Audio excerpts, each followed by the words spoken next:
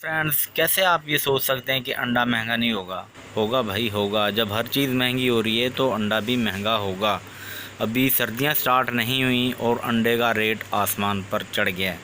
तो चलिए फ्रेंड्स, शुरू करते हैं वीडियो। बात कर लेते हैं कि एक अंडा हमें कितने का पड़ रहा है, एक क्रेट हमें कितने की पड़ रही है और एक क्रेट में कितने अंडे होते हैं। फ्रेंड्स, एक क्रेट में 30 अंडे होते हैं, ठीक है। और 590 रुपये की हमें ये क्रेट पड़ रही है एक।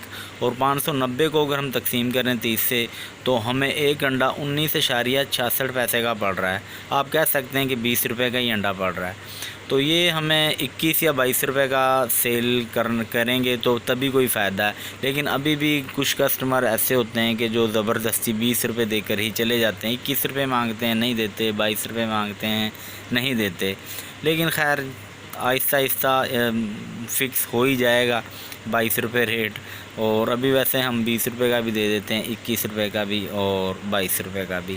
ये लगा लेंगे कि 30 अंडे हैं तो 20 अंडे 20 रुपये के ही सेल हुए हैं और 10 अंडे कोई 21 रुपये का और कोई 22 रुपये का, ऐसे सेल हुआ है।